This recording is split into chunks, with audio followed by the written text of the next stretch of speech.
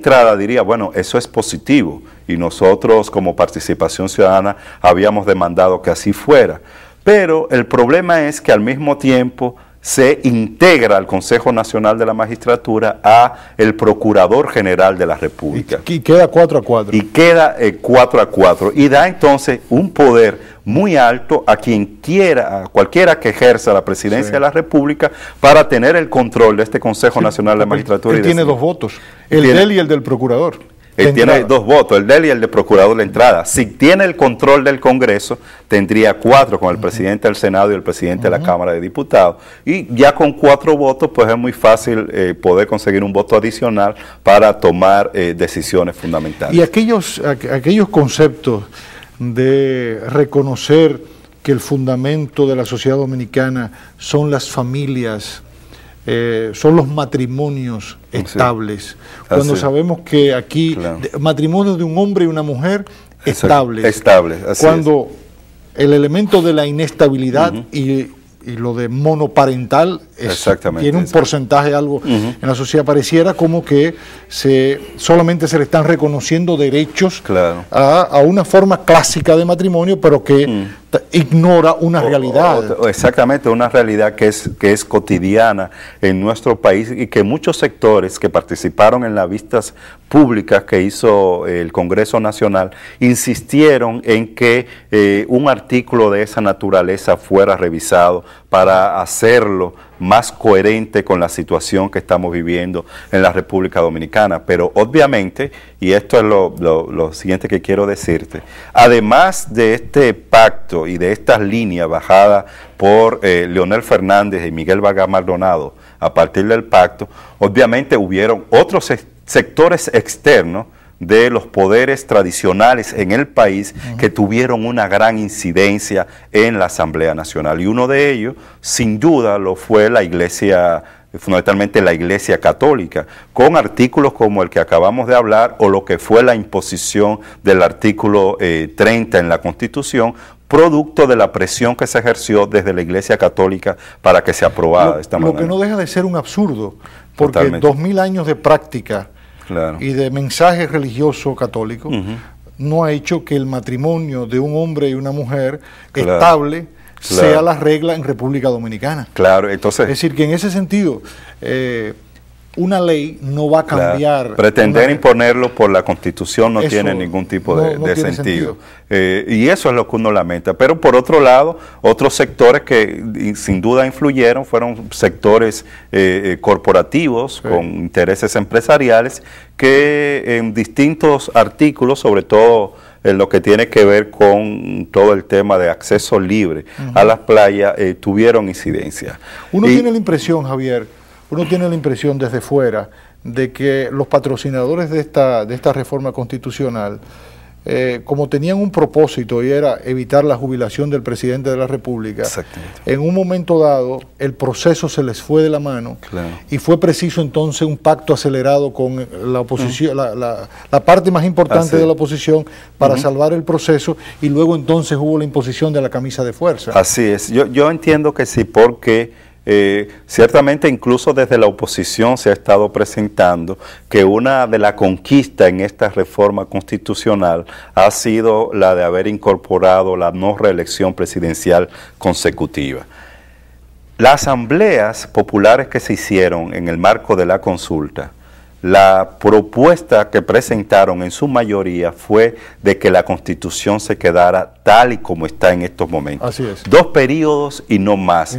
Con lo que ha pasado, con lo que se aprobó en la Constitución, producto del pacto Leonel Miguel, lo que estamos haciendo es reintroduciendo de nuevo la reelección, aunque ahora no de carácter consecutivo, pero se deja abierta la puerta y la posibilidad de que un presidente de la República, después de un periodo, pueda volver y de alguna manera perpetuarse en el poder, que ha sido uno de los efectos más graves y negativos, y de las causas más graves y negativas para la democracia. Algo que también llamó algo que llamó la atención, Javier, me gustaría conocer tu parecer, es que se quiere castigar a los hijos de haitianos,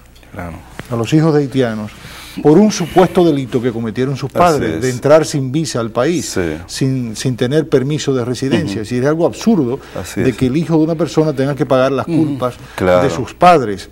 Y de hecho, lo que podría suceder o está sucediendo es que muchos de estos ciudadanos carecen no solo de una identidad a la que tienen derecho, sino a derechos ciudadanos. Exacto. A la salud, a la educación, como los demás, a ser normales como todos. Porque con el derecho de la nacionalidad vienen otros derechos que son fundamentales para la vida humana. Eso es uno de los aspectos de la Constitución que te evidencian que si uno revisa el texto constitucional que está saliendo, se dará cuenta que es una Constitución negadora de derechos y que significa un retroceso profundo en materias fundamentales. Ya habíamos hablado de los derechos de las mujeres, pero están los derechos de los dominicanos y las dominicanas de ascendencia haitiana, que por una situación de que sus padres, como tú muy bien señalas, no han regularizado su estatus aquí en el país, se condena a estos niños a que queden como una especie de gueto social que van a estar ahí, pero van a ser ciudadanos o van a ser personas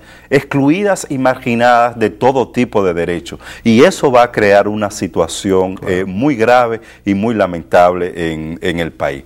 Hay otros aspectos, por ejemplo, tú recuerdas que en primera lectura se aprobaron derechos colectivos y difusos importantes, 13 derechos colectivos y difusos que desde nuestro punto de vista van a significar un avance importante en el país, pues todo este tema del derecho al desarrollo, derecho a la paz, a un medio ambiente sano, o el tema del derecho a una administración pública honesta y transparente, que estén ahí como derecho. Eso permite que el ciudadano, en un ejercicio de ciudadanía, demande que el Estado dominicano responda en función de esos derechos colectivos. De esos 13 derechos se eliminaron 10 y apenas quedaron 3 derechos de estos sociales y colectivos, lo que es muy lamentable y también grave. Entonces, todo esto te indica que aquel discurso de que esta Constitución iba a hacer posible un Estado social, democrático y de derecho, no es real, porque no es cierto que la democracia gana con la Constitución. Desde mi punto de vista y desde nuestro punto de vista, con esta reforma constitucional se consolida el presidencialismo con una capacidad mayor y un poder mayor en materia de control de los poderes, porque pasa lo mismo en el tema de justicia con lo que se aprobó a nivel del Ministerio Público. Una lucha insistente y permanente que se había tenido era la necesidad de crear el estatuto del Ministerio Público y que los procuradores generales fueran designados mediante el Consejo de Procuradores, es decir, y que tengan autonomía y sean procuradores de carrera. Pero se decidió ayer que en la Constitución se incorporara la decisión del presidente de la República para la designación de jueces, de miembros procuradores generales de la República. La mitad de los procuradores adjuntos serían designados por el presidente. Es decir, que en términos generales tenemos una Constitución, tendríamos una nueva Constitución que desde nuestro punto de vista significaría retroceso institucional y significaría negación de derechos fundamentales. 30 segundos nada más, Javier. ¿Qué debemos pensar y hacer los dominicanos en relación con esta Constitución entonces? Mira, yo creo que es necesario que la gente siga demandando el que haya una Constitución que realmente responda a las expectativas de democracia y de institucionalidad en el país. Esta no es la Constitución que responde a esa expectativa, y en tal sentido se hace necesario que en el país procuremos una nueva Constitución donde se pueda decidir esta Constitución sobre la base de una asamblea constituyente elegida mediante el voto popular.